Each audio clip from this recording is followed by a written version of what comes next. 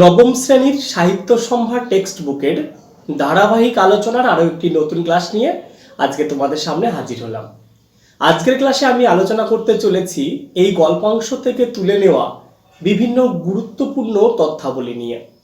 তোমরা যারা এখনো টেক্সটটিকে পড়োনি, অর্থাৎ এই গল্পাংশটিকে পড়োনি, অবশ্যই গল্পটিকে পাঠ করে নাও। অন্তত এতে তোমাদের একটা সুবিধা হবে, আমি যে তথ্যগুলোকে তুলে ধরবো তার সঙ্গে অন্তত তোমরা পরিচিত হতে পারবে। বেঙ্গলি গাইডেন্স ইউটিউব চ্যানেলের আরও একটি নতুন ক্লাসে তোমাদের সকলকে স্বাগত।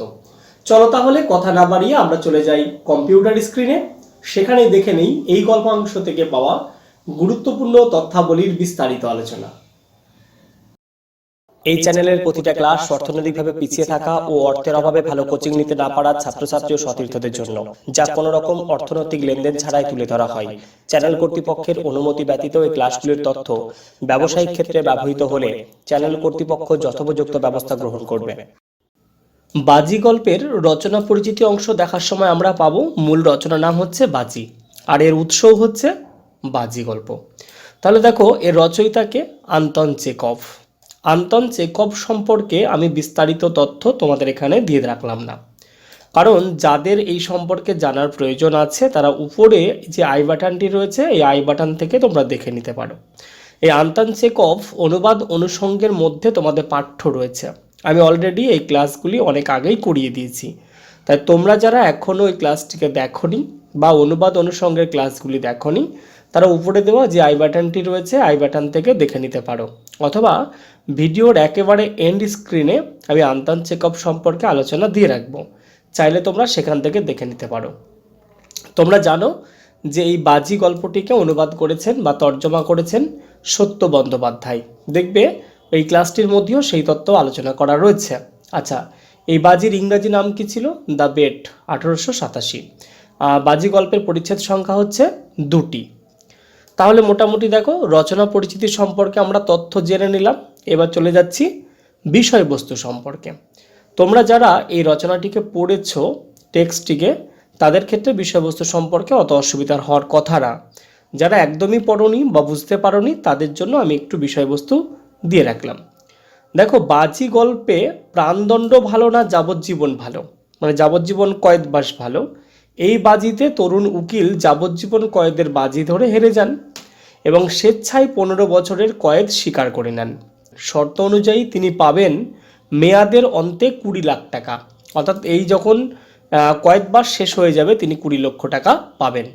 কারাগারে বসে গান ও বই পেয়ে তিনি পড়তেন, মানে বইও পেতেন, গানের বইও পড়তেন, পিয়ানো শুনতেন, ইতিহাস দর্শন পড়তে থাকলেন, বিভিন্ন ভাষা আয়ত্ত করলেন, অধ্যয়ন করলেন কাব্য, বিজ্ঞান, চিকিৎসাশাস্ত্র এবং ঈশ্বর তত্ত্ব। এরপরে দেখো, আমরা আরও তথ্য পাবো, এখানে আরও বিষয়বস্তু সম্পর্কে রেখেছি। এই সব পড়ে এবং কারাগারে লোকচক্ষুর অন্তরালে থাকতে থাকতে জীবন সম্পর্কে তার বৈরাগ্য জেগে ওঠে। 15 বছর পার হবার আগের দিন রাতে উকিল জানলা বেয়ে নিরুদ্দেশ হয়ে যান। 20 লক্ষ টাকার মায়া অক্লেশে পরিত্যাগ করেন। অন্যদিকে মহাজন, যিনি বাজি জিতেছেন, উকিলকে টাকা দিতে হবে না জেনে তিনি উকিলের লিখে রেখে যাওয়া দস্তাবেজ সিন্ধুকে ভরে লোকচক্ষুর আড়াল করেন। প্রকৃতপক্ষে এই মহাজনই বাজিতে পরাজিত হন। তাহলে মোটামুটি দেখো, বিষয়বস্তু সম্পর্কে আমরা খুব সংক্ষেপে একটু ধারণা নিয়ে নিলাম। এবার চলে যাচ্ছি আলোচনাতে। দেখো, বাজি গল্প থেকে খুব বেশি আলোচনা করার প্রয়োজন আছে বলে আমার মনে হলো না। কিছু কিছু জায়গায় কিছু কিছু তথ্য তোমাদের খুব গুরুত্বপূর্ণ বলে মনে হয়েছে, সেই তথ্যগুলোকে আমি তুলে ধরার চেষ্টা করেছি। যেমন দেখো, গল্পের সূচনা হচ্ছে শরতের অন্ধকার রাত্রে, আর এর ঘটনাকাল হচ্ছে 15 বছর আগের এক শরৎকাল। সেই শরৎকালে তিনি কি স্মরণ করছিলেন? একটা পার্টির কথা স্মরণ করছিলেন। বৃদ্ধ মহাজন পায়চারি করতে করতে 15 বছর আগের শরৎকালে দেওয়া একটা পার্টির কথা তিনি স্মরণ করছিলেন। আচ্ছা, এই পার্টিতে কি আলোচিত হয়েছিল? প্রাণদণ্ড বনাম যাবজ্জীবন কারাদণ্ড, অর্থাৎ প্রাণদণ্ড ভালো নাকি যাবজ্জীবন কারাদণ্ড দেওয়া ভালো, এটাই মূলত পার্টিতে আলোচিত হয়েছিল। সেই পার্টিতে উপস্থিত যে আইনজীবী ছিল, সেই আইনজীবীর বয়স ছিল 25-এর কাছাকাছি। তাহলে তার বয়স কত ছিল? প্রথম দিকে 25-এর কাছাকাছি। এবার এই যে তারপরে এখান থেকে বাজি ধরা হয়। তারা কত টাকা বাজি ধরেছিল? মহাজন 20 লক্ষ টাকা বাজি ধরেন। মহাজন বলেছিল যদি 5 বছর বন্দি থাকার কথা উকিলকে, কিন্তু উকিল বলেছিল সে 15 বছর বন্দি থাকবেন। এরপরে তাহলে বন্দি দশা কবে থেকে শুরু হলো আর শেষ হলো, এই দুটো বিষয়কে তোমরা একটু ভালো করে দেখো। আমার মনে হয়েছে এখান থেকে একটা প্রশ্ন দিলেও দিতে পারে। এই যে তরুণ আইনজীবীর বয়স কত, কত বাজি ধরা হয়েছিল, বন্দি দশা কবে শুরু হয়েছিল, বন্দি দশা কবে শেষ হয়েছিল, এই যে দুটো তথ্য তোমরা কিন্তু একটু খুব ভালো করে দেখে রাখবে। দেখো 1870 খ্রিস্টাব্দের 14 নভেম্বর মাঝরাত থেকে বন্দিদশা শুরু হয় আর বন্দিদশা শেষ হয় 1885 খ্রিস্টাব্দের 14 নভেম্বর মাঝরাত পর্যন্ত। তাহলে বন্দিদশা শুরু আর বন্দিদশা শেষ তোমরা কিন্তু খুব ভালো করে দেখে রাখবে। এবার এই যে বন্দি করে রাখা হলো তাকে, এই বন্দি জীবনে তিনি কি কি করতেন। প্রথম বছরে তিনি, আমরা যা উল্লেখ পাচ্ছি টেক্সটের মধ্যে সেইগুলোই মূলত এখানে তুলে ধরেছি। প্রথম বছরে তিনি খুব ভালো পিয়ানো বাজাতেন। দ্বিতীয় বছরে ধ্রুপদী সাহিত্যের বই পড়তেন। এরপরে তৃতীয় চতুর্থ তেমনভাবে উল্লেখ নেই, পঞ্চম বছরের কথা উল্লেখ রয়েছে। এখানেও তিনি পিয়ানো বাজাতেন, ভালো ভালো খাবার খেতেন, শুয়ে থাকতেন, খুব কাঁদতেন মাঝে মাঝে। বই তিনি একদমই ছুতেন না, মানে কোনো রকম বই তিনি ছুঁয়েও দেখতেন না। আর ষষ্ঠ বছরে রাশি রাশি ইতিহাস, ভাষা, দর্শনের বই পড়তেন। পরে দেখো দশম বছর নিউ টেস্টামেন্ট পড়েছিলেন।